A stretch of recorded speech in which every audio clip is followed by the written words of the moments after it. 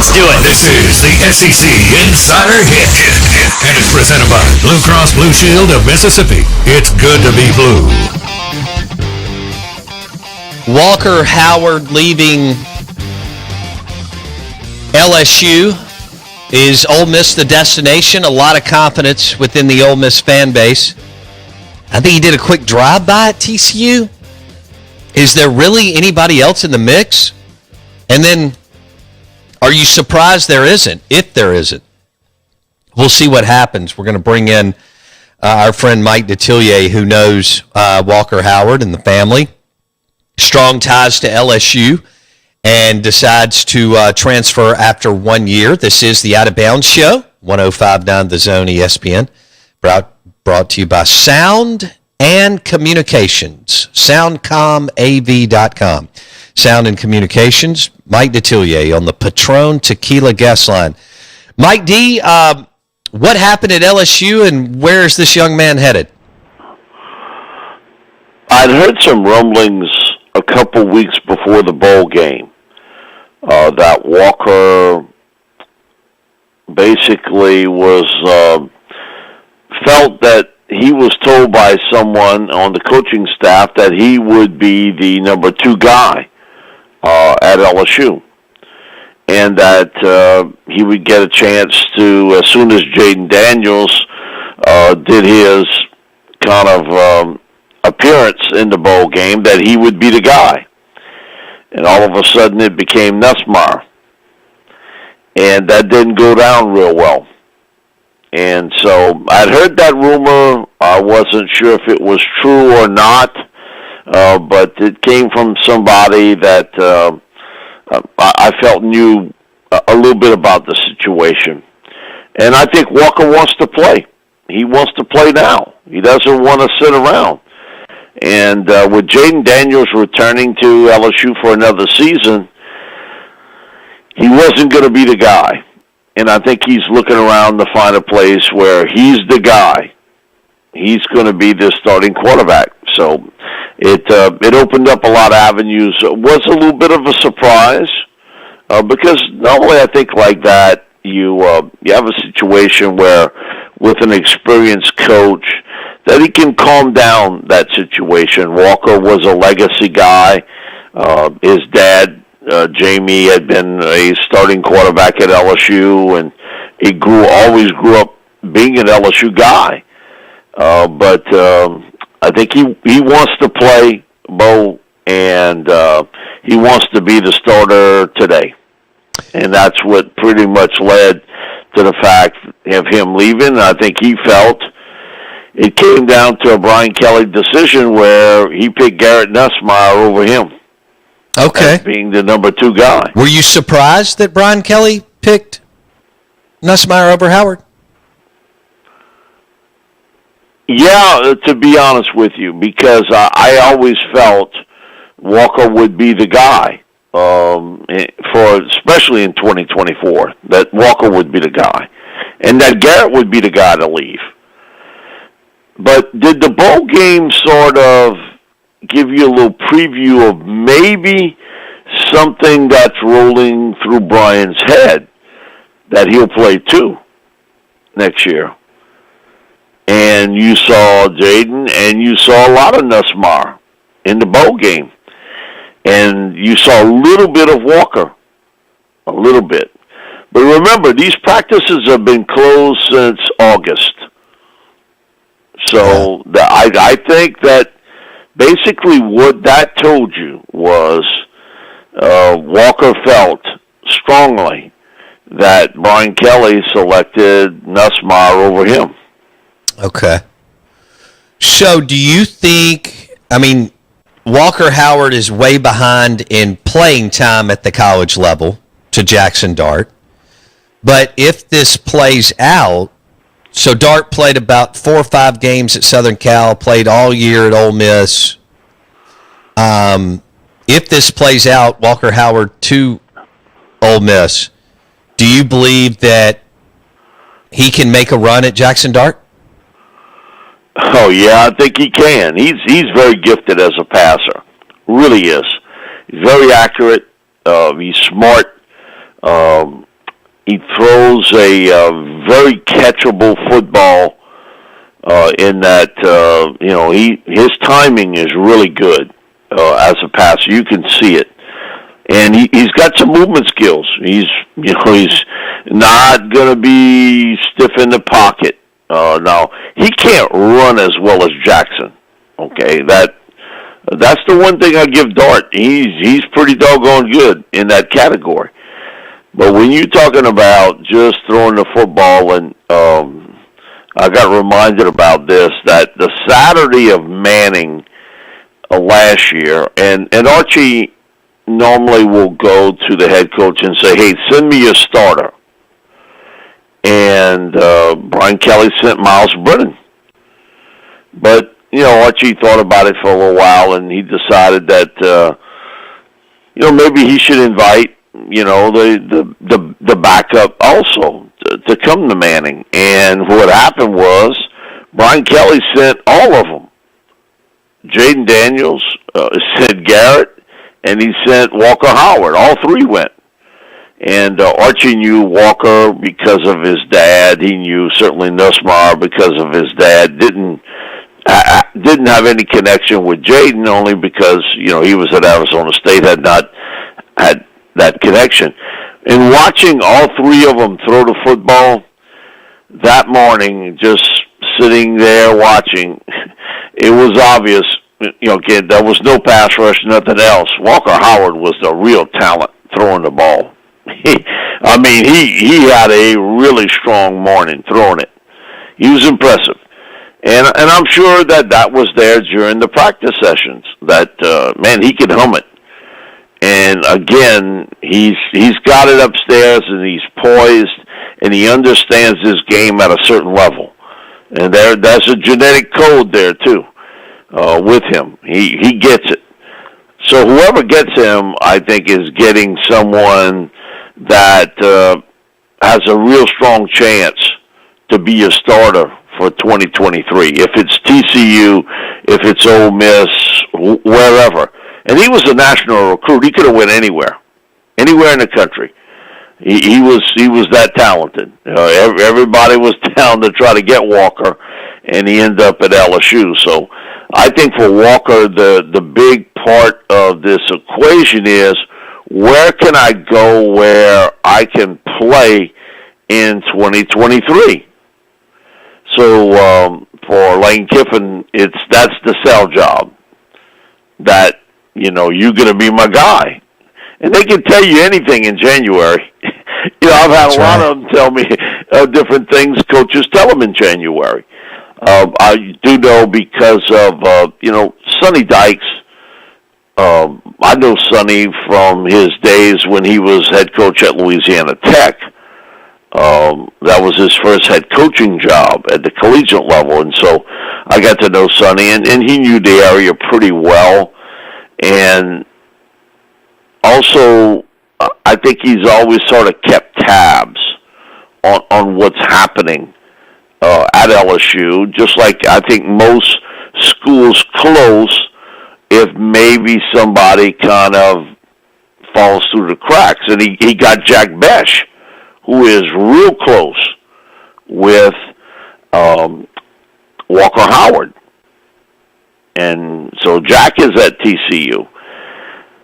The wild card in the equation, I said this the night it broke, was I knew, because there are certain people on that staff at Florida that help recruit Walker, was University of Florida and Billy Napier.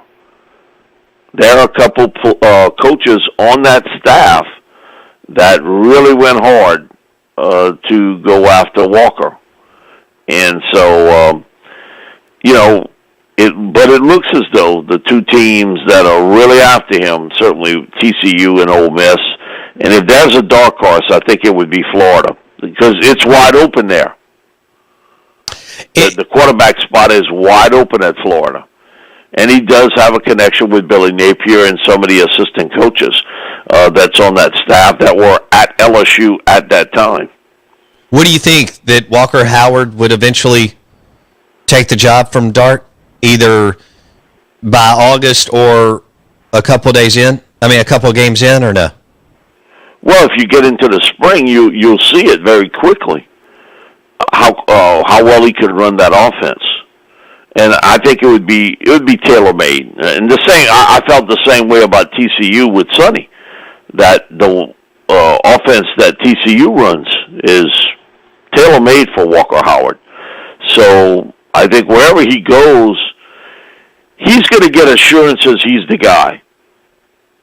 Is it true because his father's been so successful that they're not asking really NIL market price? They're just more concerned about a cleaner, clearer path to playing time? I'm not sure about that particular part. Okay. I do know the one priority for him is they want a spot where he becomes the starter. That's evident. If that's the case, then why wouldn't he have stayed at LSU? Mm-hmm. If that was the case, he could have stayed at LSU if he wasn't the clear-cut guy. I think he wants to go to a school where he is going to be the starter. I got a 4-year-old grandchild that could figure that one out real quick. I mean, you stay at LSU to be the backup, or you go somewhere to be a starter. Come on, we're not splitting the atom here. I think he wants to go somewhere where he becomes the guy. And I think he's looking for the path to give him that opportunity. And I'm sure they had a lot of other schools that called for Walker to go in there, but he also took a look at that depth chart where it's not as clear-cut. Mike Detillier, WWL Radio TV New Orleans. Interview brought to you by Sound and Communications, soundcomav.com. Okay, Mike, so with what happened last night with Tom Brady and the Buccaneers, it wasn't the season that they wanted, and do you think that Brady will move on to the Raiders? Do you think he will stay with the Bucs? Do you think he goes to Fox? If Mike D had to bet $500 on it today, where would you go? Well, I would keep my money in my pocket about him going back to the Bucs. That's not happening. I do think he plays again, and that's just a gut feeling that he does not want to end it like this. And to a certain extent, Bo, it's sort of painful to watch because this is almost like watching a great boxer try to string this out. That, he once was a certain level, and he is stringing this out. If it would be me, I think I would know, and I think he knows deep down inside that his greatest days are over with. But there is something that burns in him that's a little different than most people. And he's got a desire to continue to play. It was obvious through the personal situations when he would not give assurances that 2022 would be his final year. Okay? If you're not thinking that part about it, then I think he would like to give this one more shot somewhere. So if it's with the Raiders in Las Vegas, with a guy he knows very well in McDaniel, or if it's possibly in San Francisco. Now Purdy, he kind of put, a stick in the spoke with that because of how well he's played. Would he go back home to his sort of hometown team in San Francisco? But you never really know with Brady. You think you know, but when he became a free agent, there weren't a lot of people that felt Tampa Bay would be the landing spot. You got some of them that say it today, but they didn't say it back then. It wasn't the most likely spot for him, and yet he ended up there. But this is just a gut feeling. If I had to put $500 on it, I'd say he plays again. Okay. All right, Mike Detillier on the Out of Bounds show. Derek Carr to your team in your town, Who Dat Nation? I think it's at least one of the teams in consideration.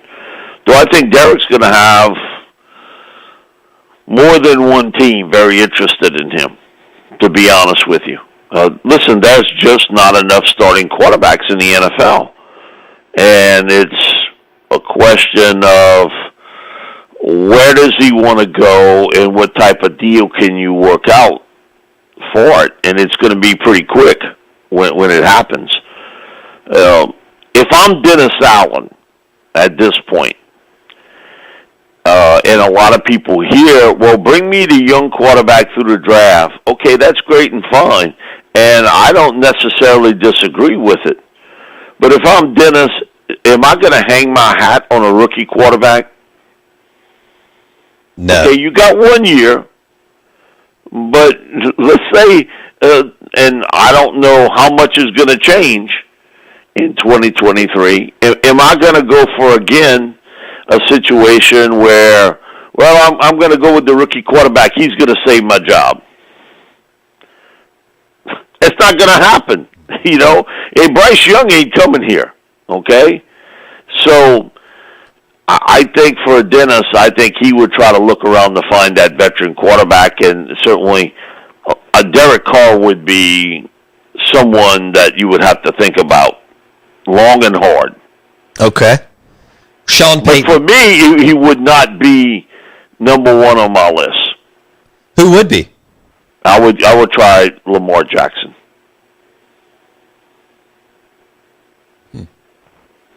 I would try to do a deal for Lamar. The Saints were all in on Deshaun Watson. There's no ifs, ands, buts, and maybes. They were all in, and they were ready to give up a lot of draft capital to Houston for Lamar. What they didn't kind of figure out was that Jimmy Haslam would come in with guaranteed money, which I'm sure really irked the other 31 owners, that he guaranteed the entire amount of that contract. But he would be the guy that I would have the most interest in. Okay. Mike Detillier, WWL Radio TV New Orleans on the Out of Bounds show and the Patron Tequila guest line. Mike D, Sean Payton, where does he go? Well, let me find out what happens in L.A. first with the Chargers. Because if you eliminate the Chargers, let's say Spanos decides he's going to give Brandon Staley another year, which I don't think he deserves. But man, when you have a stacked roster the last 2 years and it ends the way it ends, what more can you do for him at that point? But if Spanos decides to do what he has done in the past, and that's be cheap, and he keeps Staley, then I think the two most likely spots would be Denver or Carolina. You got two mega rich owners, and they are rich, but not like these guys. I mean, you know, you're talking about Walmart money in Denver, and David Tepper. I think Forbes had him at $18 billion, but I think that's an underestimation. And I've talked to some people who do these sort of estimated deals, and they've been caught in the past with certain people who feed them information that's not correct, and they overestimate their worth. I think with David Tepper, they undershot on Tepper. He's in the 20s somewhere, but still, when you got that type of money, it's not a question of money. Can you woo him over? And so I think he'll have his opportunity either way. And I think it's coming very quickly with Denver, that interview. And then late in the week, it's with Tepper in New York.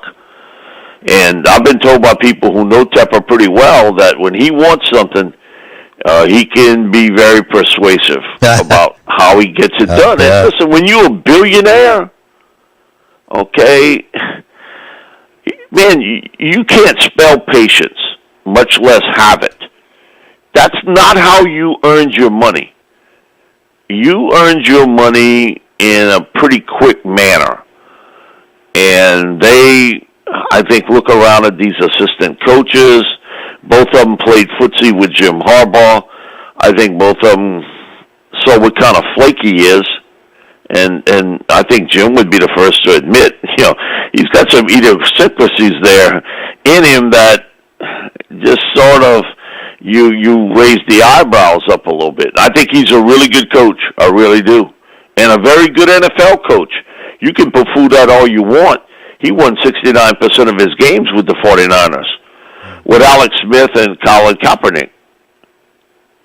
So, all I'm telling you is, I think Jim would have liked to go to the NFL. I really do. But something wasn't quite right. And maybe the interview didn't go really well. Or who knows? But I think all indications were that Harbaugh was looking to get into the NFL. And maybe the price wasn't what he thought. Maybe the interview didn't go like he thought, and he heads back to Michigan, where he's sort of beloved there for what he's done so far and putting him back on the college football map, despite, getting beat by TCU. So Sean becomes the guy now. And I think he'll have his pick of where he wants to go. But I think Denver and Carolina, because of ownership and the way those guys operate, is going to catch Sean's eye quickly. But the one kind of trump card to throw down would be if Spanos decides he's going to get rid of Brandon, then all bets off then. Okay, because it's Manhattan Beach. Yeah, he's near his daughter, no doubt, who lives in Santa Barbara. And Justin he's Herbert in L.A. That opens up everything again. Mike, I got 1 minute or less. Cowboys, 49ers. 49ers have a better roster. 1-11 in a row. It's at San Fran. They got a 2-day head start on the Cowboys. However, Cowboys are pretty good. Real quick, how do the Cowboys win? Dak has to play another game like what he played last night. That was the best I've seen Dak Prescott play throughout his pro career. I mean, you couldn't script it any better for Dak. But San Francisco, you're right. That defense is hellacious. They get after you. They're really good. But the Cowboys got to run the ball. I think that is going to be a key against San Francisco, because you're not going to have great success early, but you got to keep pounding on them. You can't get away and just throw it all on the quarterback. You're going to get in trouble. I like San Francisco here, but, man, I tell you what, that's going to be one heck of a football game if the Cowboys play anything close to how they played Monday night. Mike Detillier, NFL Insider, on the Out of Bounds Show. Thank you, Mike D. Be good. Thank you, Bo. At Mike Detillier on Twitter. This segment was brought to you by Sound and Communications. SoundComm, AV.com. The leader in audio and visual, powered by Sound and Communications. SoundComm, AV.com.